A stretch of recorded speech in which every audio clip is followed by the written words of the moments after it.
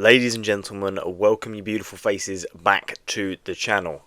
Now, if you click this video, it's because you know about the Grandmaster title, okay? The most covenant, prestigious, glorious award in all of chess, other than maybe being world champion, but that's quite unrealistic. As is me becoming a Grandmaster, like that's really not feasible either, but I'm thinking I need to have a goal in chess, okay? Because I'm just playing for fun at the moment, and while that is so much fun, like chess, it's what's brought us all together. It is so much fun. I want to have something to aim towards. I want to make a series on the channel. I want to upload some content whereby I'm not just hanging my queen and laughing at myself. I want to play some high-level chess. I want to enter some tournaments, and I want to take you guys with me. Okay? So we're going to have our goal set to become a Grandmaster in about 25 years' time, okay? Because it's not happening anytime soon, but I think it is good to have a goal. So for today's video, I'm going to be showing you 3 of my most recent games where I've played somewhat okay. I'm going to be explaining my thought process behind it all, take you guys on this journey with me, so if you enjoy this video, smash that like button, subscribe if you're new, and we're going to jump straight into game number 1. So, I have the white pieces. I of course start the game with e4 because I'm a man of culture, okay, that's just what we do. We're an e4 player on this channel. Opponent responds with c5. This is a Sicilian. This is high level stuff, okay? Like, you only really play a Sicilian if you have a set of cojones on you, okay? Because it's the most aggressive opening for black. It is a very attacking response. It's quite terrifying. I respond with knight to f3, basically just preparing to maybe go into an open Sicilian, put both pawns in the centre, just play some fundamentally sound chess. Opponent plays knight to c6, and here, c3. This is known as the Alapin. Basically, you're preparing d4, but then when they take, you don't capture with the knight, and then just like trade everything off, because that's quite boring. You actually recapture with the c-pawn, and then you just have 2 monster pawns in the centre. And everything is about as good as could possibly be. Opponent plays e6 here. Basically, they're preparing d5 now. So we're both preparing to push our d-pawn. Also opens up their dark square bishop. Very, very simple stuff so far. I play d4. I go into this Alapin. Okay, we take the center. Opponent plays d5. This is all theory, as you can see on the screen. All book moves. This is nothing out of the ordinary as of yet. This is why it's so important to know your openings, though, especially the Sicilian, because man, there are so many lines, and if you slip up once for white, black is going to be there to pounce on you like a gazelle. I capture the pawn, they recapture, and then I play bishop to b5, pinning this knight to the king. It's a very simple move while developing a bishop, while preparing to short castle. So this move did about 66 different things, all while being a very natural looking move. Opponent here makes the first sort of inaccuracy of the game with bishop to d7. I think what you're meant to do is start getting your dark square bishop and knight out to prepare for castling, because as you can see, I'm like ready to go. Like I'm in there like swimwear. I'm good to castle. Opponent isn't, but they break the pin, so the move does make sense. Engine is being a little bit harsh here, as it is on my next move as well. It just wants me to castle, but instead I play bishop to e3, just developing another piece off its starting square.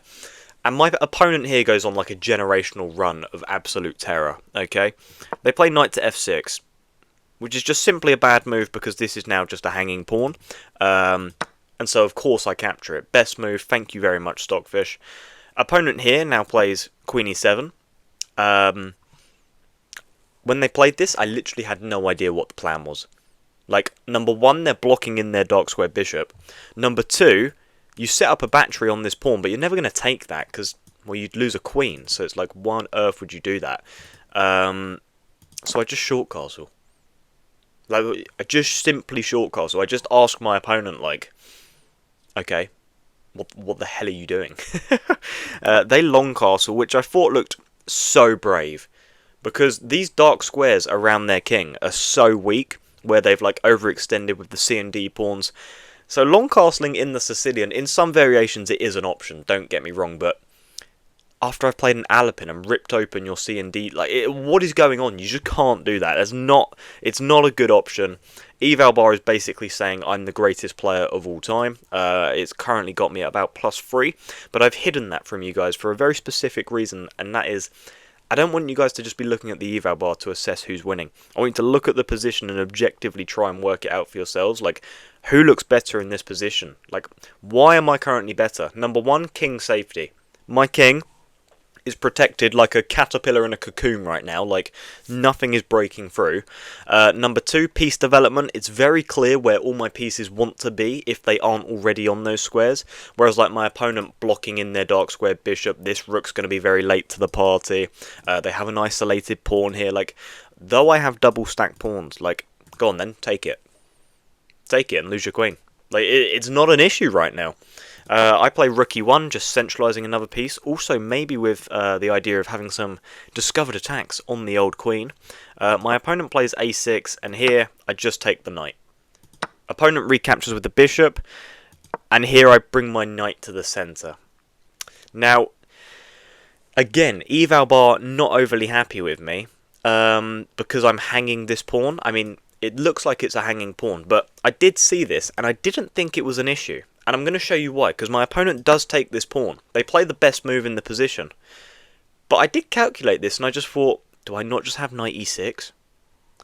So I play knight e6 with a discovered attack on this queen, and also hitting this rook. And I just thought, what is your response here? Like, so when I actually evaluated this game after, I was like, how the hell could I possibly be not playing the best moves in this position? But apparently it isn't. We attack the queen, we attack the rook. So the queen moves to b5. I, of course, just take the rook because we're like, why the hell wouldn't I take a rook? I'm up so much material now. Or up an exchange, I should say. Then I play queen e2. Okay, I'm offering my opponent a queen trade because I'm thinking, I'm up material, my opponent's development sucks. If I can trade queens, this should be a relatively simple win. Very easy to convert. They play bishop c5. Now, this is just an absolutely horrible move because the only piece defending this bishop is the queen. So I just take the queen. And when they recapture, I just take a free bishop. So like we're up so much material now, and we've just absolutely pounced on our opponent's mistakes. Rook goes to e8. I take the rook because any trades now are benefiting me. They recapture with the knight, which looks a bit strange because you're sort of being very passive in this position. Knight a3 attacks the bishop. Bishop goes to d3, so I develop another piece, just tempo after tempo, bringing everything into the game here, attacking my opponent's pieces. Bishop e4, f3, and now it's like, where the hell do you go? Like, where the hell do you go? So in this position, my opponent did resign, because let's just say, I don't know, hypothetically you play like bishop g6, I'm just going to take this with check. All of these squares are blocked, and it's just really, really uncomfortable. You're down so much material. So our opponent resigns. So first game, we played against a Sicilian. We played the Alapin. Got a monster centre at the start. And you guys can see I didn't really ever sort of do anything crazy to gain any advantage. I just pounced on my opponent's mistakes. Very, very simple stuff. We're going to jump straight into game number 2 now, guys. Game number 2, we have the white pieces again. And so, of course, I start with e4. Opponent this time responds with d6. This is the perk defense, where you look to get sort of like a King's Indian setup. So I'm very familiar with this setup because I love the perk defense. I love the King's Indian. So I feel pretty comfortable here. So I just play knight to f3. And then opponent plays e6, and I was kind of thinking this looks a bit strange. I'm not familiar with this line, but it does turn out it is in fact just an inaccuracy. Let me go ahead and turn on move classification, just so you guys can see what each move is doing. And this is given as an inaccuracy, so I wasn't familiar with this, so I just thought, okay, I'm just going to take the centre. Just going to put my pieces in the centre. This looks very natural, very good. b6 is played, so probably ideas of preparing to fianchetto the light square bishop, maybe preparing c5 as well. It's a very interesting move. I go ahead and just play c4. I just fully take a grip of the centre. My opponent not really developed much. They've only really moved pawns, so I just take the centre. I've got a knight developed. I think we're looking pretty good. Bishop to b7, fianchettos the light square bishop. So my e4 pawn is currently very weak, so I play knight to c3 to defend it. They bring their bishop out. I bring my dark square bishop out as well to a very attacking square. I mean, this is looking very, very good for me at the opening. Like, we've taken so much space on the board already. They jump knight f6, preparing short castling. And then I played d5.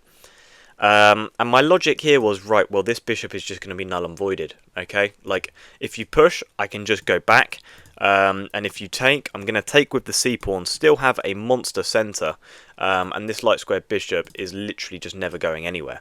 Opponent here plays e5, so I drop my bishop back to g3. Now, maybe I should have gone to e3. This does look a little bit passive, and it's like, it's not doing anything on this diagonal anytime soon, so bit of an oversight by me, but we move on. Opponent plays c6. I play bishop to e2 because I want to get my king to safety. It's one of the big principles in openings. Get that king castled. They bring their queen to d7. I short castle, okay? They play b5. I take, they take, which is just an absolutely horrifying move. It's really, really bad. They should have known that b5 is a mistake anyway because they're just going to lose an exchange. So after takes, I take with the bishop. And it's like, oh dear, my queen is in severe danger. Luckily, I can block with the knight, but then my pawn takes. So this is a really uncomfortable position for black already. They're going to be down a full piece. Best move here, apparently, is just to get short castled. But they block with the knight. I, of course, take, forking the bishop and the queen. They recapture, and then I take, queen takes, and I'm just up a full knight. So very comfortable out the opening. Really nothing to complain about. And again, I'm not proving, you know, to be doing like some absolutely crazy stuff to get an advantage. I'm just knowing my openings and I'm just pouncing on mistakes. It's really, really that simple at my level. I play rook c1, maybe have some discovered attacks on this queen. They take the pawn. I take back with the knight. I should probably have played knight to d5. Yeah, this is actually given as the best move by the eval. Just hitting the queen, centralising my knight to a very active square. It just looks very nice. But I took the knight, they take back, and then I play rook e1. And it's looking very uncomfortable for black in this position. They play queen f5, and I give a check. King has to move, so they can no longer castle. Obviously, they could have blocked with the queen, but then I just, you know, go into a queen trade. King's in a very uncomfortable spot. And then I can actually take on e5, because let's say hypothetically you take, I'd then take with check, and if you come forwards, I fork the king and rook. If you just go backwards, again, I fork the king and rook, and if you go to e8, what does it want then? Just sort of like knight c6 probably, because then we just have this attack on the bishop, and it's like, well, you're going to be down material. So it's a temporary sacrifice. So they don't block with the queen. I bring my rook up. They play f6, which is fine, I guess. You're just putting all your pawns on dark squares to sort of nullify my dark squared bishop. But the dark squared bishop isn't what you want to be worrying about. Okay, I play h3. They step their king forwards. I then bring my knight over. Now, this I was very proud of because, well, if you take, then I can just take on e7, and things are looking very uncomfortable for you. But they don't go into this line. They just play queen to d3. I bring my queen up, sacrificing my knight temporarily because I recapture a bishop with check. They step to g6, which is a very forcing move. Give a check on g7. They step forwards. And here, I think I remember looking at a line where I can actually sack my bishop, which looks insane. Obviously, you can't recapture with the queen because then I take. But if you go here, I play g4.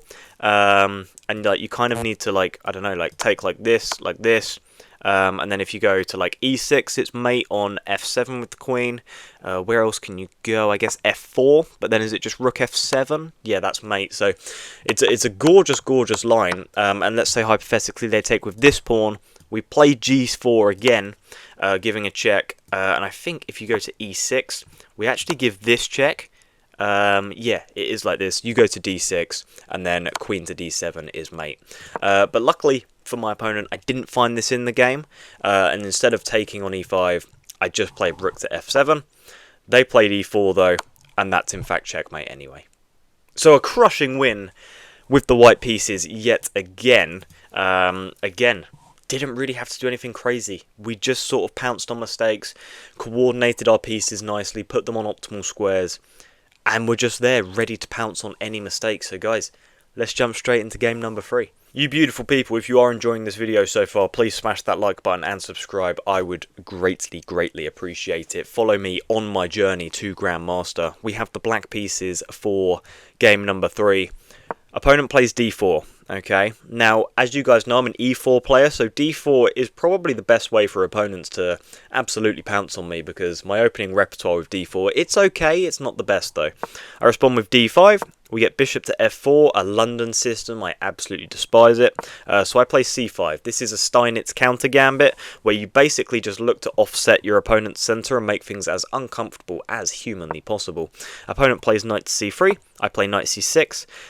And here my opponent plays an absolutely horrifying move, knight to b5. And I knew instantly this was a blunder, okay? Be that just through pattern recognition, like, not necessarily, like, seeing this position before, but you just sort of know from doing puzzles that, like, this is very bad.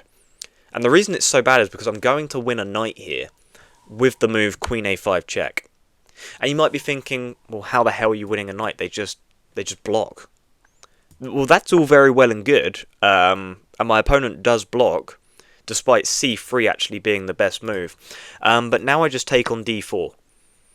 And you can't move the knight because of the pin from the queen, and you can't take this pawn because then I just take your queen. So, again, we're 5 moves in and I'm going to be up a knight. Okay, so again, guys, I'm not doing anything crazy to get these advantages. I'm just pouncing on mistakes. Knowing your openings is like... it's like the most important thing in chess because it sets you up so well for the rest of the game. Queen drops back to d8. They play knight to f3. I play knight f6. They play e3, preparing to bring that light squared bishop out, probably to b5. I get my bishop out to f5. They play bishop b5, like I said. This just looks very natural, pinning my knight. But here, I just play e6, develop another pawn, and prepare to get that dark squared bishop out from the back rank. They play knight to e5, so they're putting a lot of pressure on c6 right now. But luckily I just have queen to b6. Could probably also just have gone to c7. Normally there are lines where there's like a bishop over here, so if you go to c7 there's like some discovered attacks. So I'm just, through habit, through muscle memory, going to b6 in these lines. Like, this feels like a really common like Caro-Kann sort of setup. Obviously not with our current setup, but I mean with the queen going over to b6. They capture, I take back with the pawn, light squared bishop has to retreat, and here I play bishop to g6. So now if you take my light squared bishop, I'm going to be opening up my h-file. I'll just show you guys. So let's say takes, I would then recapture, and if you ever short castle into this, this is going to look absolutely terrifying. I can bring my other dark squared bishop over. It would look crushing. So my opponent doesn't take, they just get short castled. I then play bishop to d6. They take my knight, so I open up my g-file. And man, things are looking scary. That queen and dark squared bishop set up a battery attacking h2. They then take, so I open up my h-file and just look at how crushing this is. It's like, what are you doing, man? You're dead. You're gone. It's over. They play g3. I long castle. Going to put both my rooks on this h-file, which is going to be terrifying for my opponent. Like, although they've just taken a pawn on f6, it doesn't matter. Look at all my pieces. They're so coordinated. They're so ready for this attack. They play h4. In this position, I completely missed it because I didn't give enough time in this position. I can just sack this bishop. Because if you take back, it's just mate. Okay, it's literally just mate. I mean, it's a bit of a long one. But these are patterns that we all recognise. Instead, I play bishop e7. Attacking the queen. And currently we have taken so many squares away from this queen. Like, it's really difficult for it to move anywhere. They go to d4. And again, I can just take on h4. This time I find it. I sack the bishop. They push. So I play bishop to f6. Danger levels, okay? Like, if you want to take my rook, that's fine. But I'm going to take your queen, okay? Danger levels, important thing. Queen f4 is played. They offer me a queen trade. I say, no. Bishop goes to e5. Attack the queen. Queen f3. I step up to h3 with the rook attacking the queen, and it's like, where the hell's your queen going now, man? You go to g2. Bishop h2 check. Beautiful, beautiful move, because if you take, it's mate, okay? It's just mate. So you can't take... So you have to go to h1, okay? After this move, my opponent did resign. Okay, just so you guys are aware, they just resigned because the game is over. There's a mate in 9. Okay, but it tends to not be mate in 9. That's only if they like start sacking their pieces and stuff. Basically, the idea is like king h1. I just drop back. It doesn't really matter where to, or I don't even have to drop back yet. Actually, the idea is basically to play f5 and like just like completely rip the position open. Let's say you play like rook g1. I just have like queen h7, and like eventually we're just going to mate you on this back rank. Like, I don't know what you can even play here. Let's say, I don't know. Let's say you just, I don't know, push this pawn.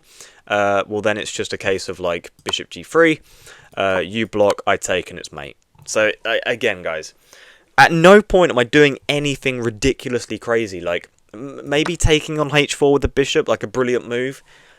But like these are all very simple tactics. Okay. And like, let's just say like they were to take, for example. Well, this would be terrifying because I'm attacking your queen.